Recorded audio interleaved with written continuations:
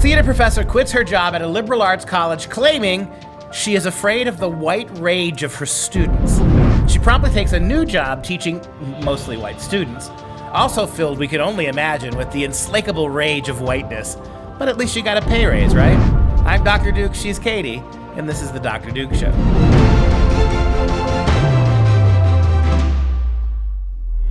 Hello, everyone, and welcome to the Dr. Duke Show, the only unique, one-of-its-kind program that keeps you educated on the craziness impacting K-12 classrooms and college campuses globally. Today, we start at a Minnesota campus after a theater professor says she had to quit out of concern she would face white rage from white students. Not even necessarily that she did face it, but that she might. And she quit, and she took another job. She got a raise, teaching white kids. The circle of life, right? Hakuna Matata. Okay, yes, it is. Yeah, this is at St. Olaf College. Not to be confused with Little St. Olaf in Minnesota, where Rose Nyland came from, but it is St. Olaf College in Minnesota. How just many down problems has this stupid little liberal arts college been responsible for in the last couple of years? So many, and it's not that far from Minneapolis. No, we've done so many shows on this smug, stupid little expensive liberal arts college. If there's going to be a reckoning, if colleges start going out of business in record numbers, Olaf has to go. I mean, you've got a smug, liberal, progressive administration who doesn't want to ruffle any liberal feathers. You've got a spoiled, the irony of the kids that she taught, they're not rage-filled. They're complacent, stupid, rich little white kids. Whole story's a crock, but you can give us the details. Okay, well, yes, as you said, in ex-St. Olaf, theater professor actually decided to send an email to the St. Olaf College faculty listserv, meaning it went out to the whole darn school. And this was Michelle Gibbs. She says in her email about the white rage, this past year, I taught in constant fear of my white students. Not for them, but of them. I knew if I angered them, it could mean my job, or fear that they would come for my career.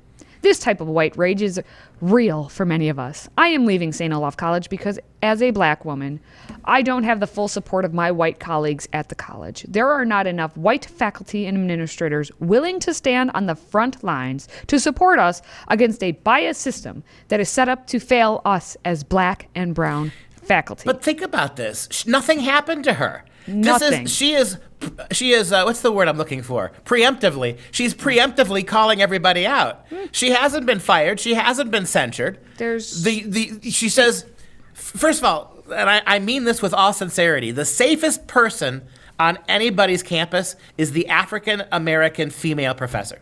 I don't care how bad you are, and I've taught at universities. I taught one at Oklahoma State University where the African American professor of creative writing was a lunatic.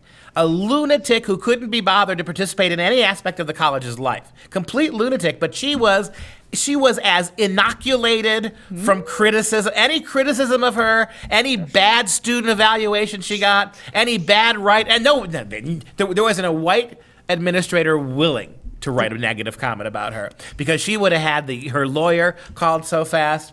And yet this woman, who, let's be very clear, is actually in a privileged place on a small liberal arts college in a place like Minnesota, one of the whitest states in the union, Olaf College, one of the whitest liberal arts colleges in the history of liberal arts colleges. You have an African-American female professor, and she actually thinks the kids have the power to get her fired. And she's actually pretending that not enough people in the faculty, white people, protected her from the attack that never came.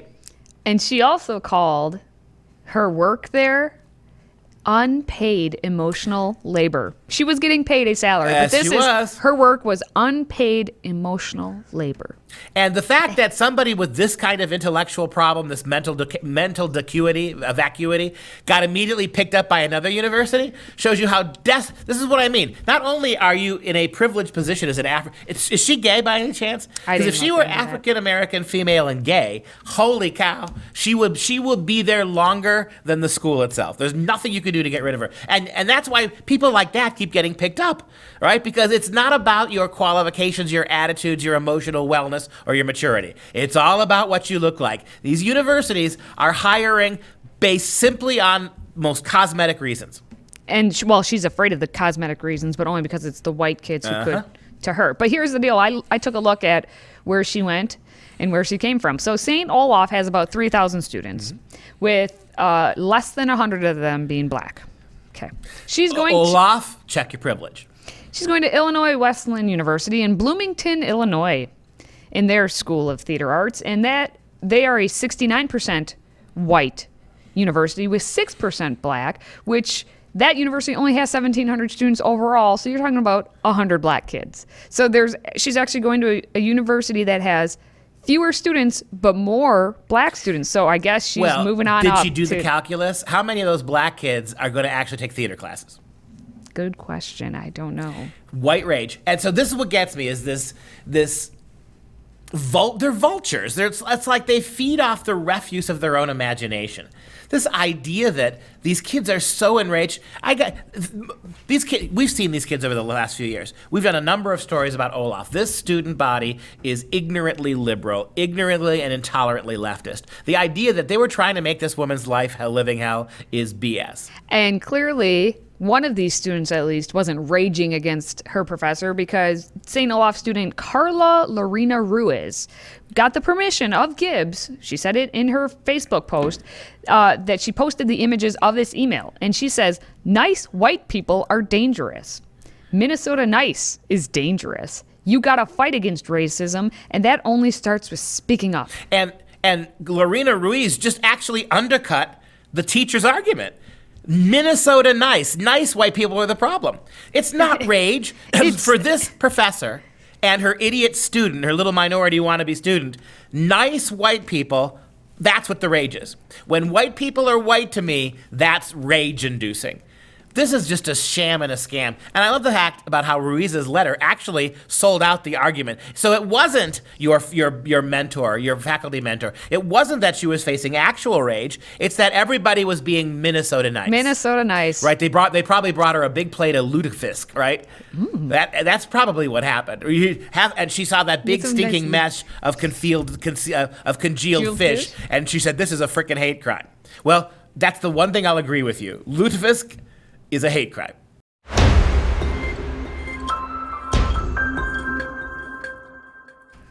Well, here's a story you probably missed, because we just have chaos and everything going on in this country that we don't actually pay attention that anything good is happening.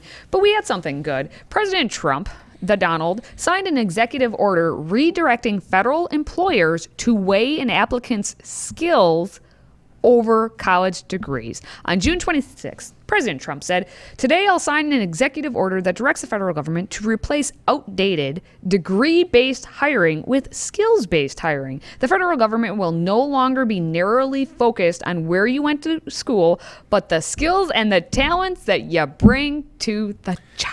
Not only is that an interesting idea, that does have some pluses and some minuses. True. Doesn't this qualify again for that to make Donald Trump one of the most racially conscious presidents we've ever had? You keep throwing out this argument that he's a racist. I still see no evidence of it. None, zero, zip, nada. If defending America's statues on the 4th of July makes him racist, like all the news people said, that's the fault of the news people. But think about what he just did. Overwhelmingly, white people go to school more than Hispanic and African American people do.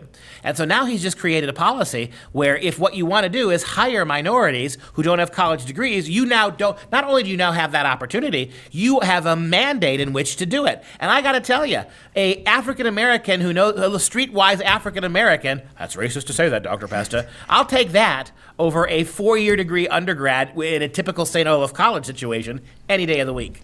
And since these are for federal employees, Fed jobs, that's Fed right. jobs, that comes with a pension, everybody. That's a lot of money, right? Good health insurance, just a lot of good perks to being a federal employee. Not to insult anybody, why do you need a college degree to stick a piece of mail through a mail chute? I will get to that in a moment, sir. Ivanka Trump, who co-chairs the American Workforce Policy Advisory Board, that's a long title. The American Workforce Policy Advisory Board said the order will allow the government to, quote, better recognize the talents and competencies of all Americans it hires. Federal government, so everyone knows, employs more than 2 million civilian workers, and that's excluding the United States Postal Service, which employs 500,000, and is $1 billion. They do not get congressional appropriations, for the record. And is $1 billion in debt. because they were forced to pay the pensions up front before. In case you didn't know. Yes, for those of you who don't know, we're making fun of Katie because her lovely husband is a mailman. He's a postal carrier and a steward. Yes. Think of Cliff Clavin if he was stretched to about 6'8" tall. That works. Anyway, Commerce Secretary Wilbur Ross said, he's the other co-chair, by the way, of the board, said the need for the apprentices and vocational training was widely needed prior to the coronavirus pandemic that has now put, obviously, millions of people out of work. So, in a way, not that it's the perfect storm, I'm not saying that, but the fact that COVID hit, just made it even more relevant and prevalent for us to do a skills-based type of employer situation over this, I have a 4-year degree. Here's what I think. And tell me what you think about this, America. America, if you're listening to me, here's 2 things that have to happen. If we could actually ban lawyers from ever being politicians, so no lawyers were allowed, and we required all federal jobs must not have a college degree, this country would get more efficient and more honest and constitutional immediately. True. Although those racist founders, a lot of them were lawyers, but then again, they actually studied law back then. They were not actually, politics. They're actually Christians who put their Christianity over their lawyering. Yes. But again, think about what would happen if we did that. And I'm going back to what I said. Donald Trump here has done a remarkable thing that he will get no credit for. This is something that is designed and calculated, whether he planned it that way or not, to help minorities. If we could somehow come to a collective understanding that we were not going to hire elect lawyers as politicians, and we filled the federal government with a lot of relatively skilled people who knew how to talk to people, people who knew how to help with forms, people who knew how to use technology. Imagine what the DMV would be like. That's right? Funny. Get rid of the college grads. Here's something. If not, you can't be a lawyer. How about you can only be a servant to the people for a certain period of time because you're actually supposed to go fulfill your public service duty and then get out of Dodge. Well, that's a debate. I understand I definitely understand the term limits debate. The problem is that the founding fathers and the documents don't call for one. And part of me says yes, but if people want to vote for idiots, they have the right to do that. See, that's the problem. We just need to educate the people. We don't need to change the Constitution. We need to educate the people. And college is uneducating people. It's not educating people. It's turning otherwise normal people into the kind of looting scumbags you see who are working for Antifa, right? So for these kind of jobs for the federal government, the vast majority of them, you don't need, I'd rather have well-skilled people than well-educated people. Because what well-educated means today is not what you think it means. It means politicized. Put those people, and you're going to get a much higher percentage of minorities if you do it that way. And for the record, the USPS is hiring. And if you're straight out of high school, you're going to be able to retire at like 55. And have a lot of money. Yep. For a broke system.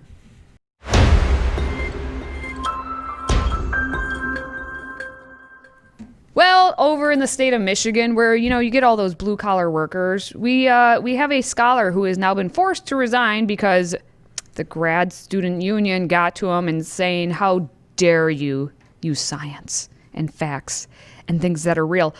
So he gets canceled. Michigan State University leaders pressured Stephen Sue out of a job as the vice president of research and innovation after the university's graduate employees union campaigned to oust him. Now, he is going to remain a physics professor, but he's getting kicked out, being canceled, essentially. Yeah, you can't have for actually using science. Yeah, you can't have minority faces leading science programs at major universities. It looks bad. It looks because real what bad. did he do? What is the big sin that Professor Sue did that got him removed from his place of leadership by all those white graduate students who objected? Well, basically, he put out some data that actually showed that, police shooting is actually not biased. Not. Yeah. But they had to. The thing is, it's not like he just blatantly said this 2 seconds ago. You used the word data. Yeah, he used data, but facts. But he also had these graduate union members go through years of his blog posts and his interviews, and they found that he shared content on genetic differences as well among different races. Right. He shared because the to point out content. that each race has slightly different genetic components is now sinful too, right? So in other words, this guy basically demonstrated through data what the FBI has told us for years. There is not a racial issue going on in American police forces. You are not having white cops in general, and particularly white cops, just randomly killing people all over the place. Like last year, there were 11 unarmed African Americans were killed by police officers. Not all of them were killed by white cops, number one. Number two, the fact that they weren't armed doesn't mean they weren't armed. They weren't engaging in threatening behavior. These weren't just standing on the street corner. So this is statistically really quite insignificant. These are all facts. Right? But what happens on a college campus, a research college like Michigan State University? What happens if you're an award-winning physicist who says, hey, the data shows that this is not racially bound? What happens? Canceled.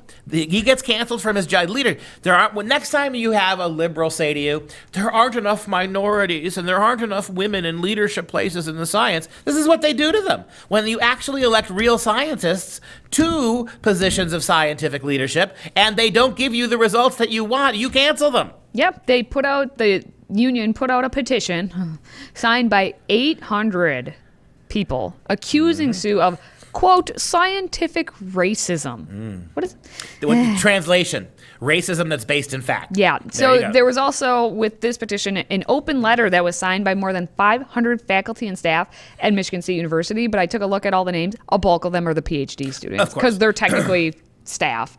And they argued that Sue supports the idea that intelligence is linked to genetics. Basically, Sue rejected on his personal website that assertion, saying that I believe that basic human rights and human dignity derive from our shared humanity, not from uniformity, inability, or genetic makeup. He did not deny it. That's the thing. Wait, if every part of the human animal is guided by their genes, then their intelligence is too. Now, I'm not making any claims for who's smarter than anybody else. I'm not a scientist. I'm simply pointing out that why is it when it comes to certain things that don't flatter us, we suddenly pretend science doesn't matter? Of course, because that's just how we do it. That's right. That's just, there was a counter petition though. I am a white man. You are. And I can't jump. I'm not affected. I'm not offended by that. I do not consider it to be racist. I do not consider my inherent lack of jumping genes. I don't consider that to be an eternal slur against me.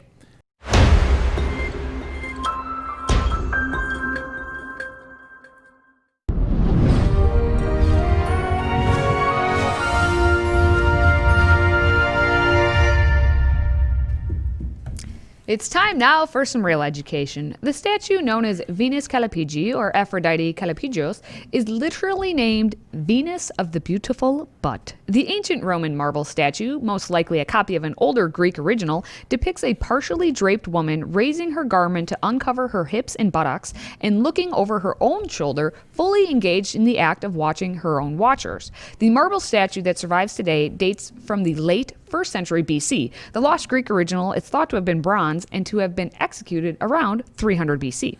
Yeah, go to the picture, Mike. We can skip the first. There's a classic example of Venus Callipyge. Go to the next one, which is a little bit more modest. She's in the process now of beginning to lift the dress, and it literally does mean Venus of the beautiful buttocks. That's right.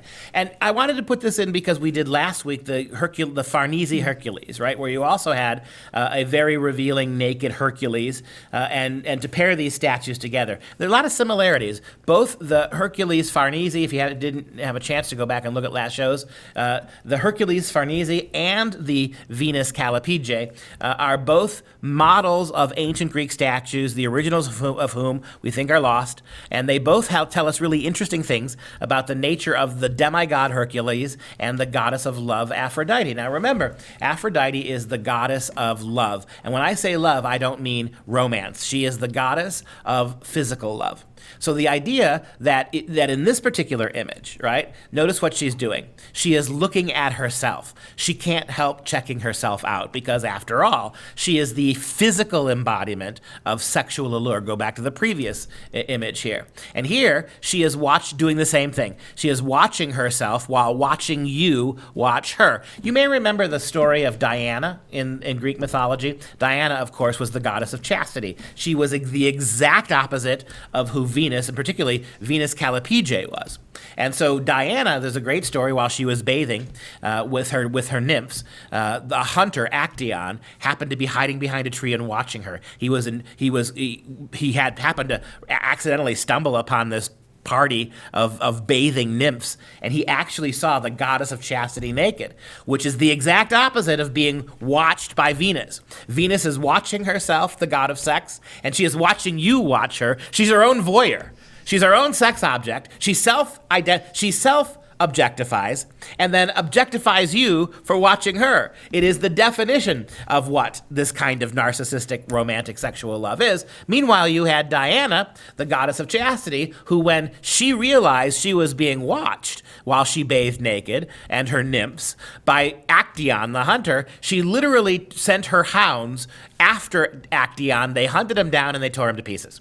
And so you see in these two ideas of Greek sexuality the two abstract poles around which the Greeks operated. And so go back to the pictures here for a minute. It's a funny thing to contemplate in our world that the Greeks actually had a statue that was called Venus Callipyge, or Callipygios, the idea Aphrodite of the beautiful butt. And it's not that surprising. In fact, if you can look there, you see right behind the picture, the statue where the two men are standing by, that's Hercules Farnese, the Farnese Hercules. And so to have, at this particular exhibit, to have the two of those statues, notice what Hercules is doing. He's leaning on his club, looking out at you. Notice what Venus is doing. She's looking away from everybody and looking at her own buttocks. And so very interesting, and gives us, remember, you're dealing with a pagan culture, the ancient Greeks, a culture that took their gods from real life examples. There's no transcendence in the Greek world. You don't have a god who exists outside of time, a god who transcends nature. The Greek and Roman gods were goddesses and gods trapped themselves inside the natural world. And so to take both aspects of sex, sexlessness, chastity, and for lack of a better word, purely sensual sex, and to deify them in their own ways, it's shocking until you realize that for every Venus Callipyge, there is a Diana statue as well. So something to think about.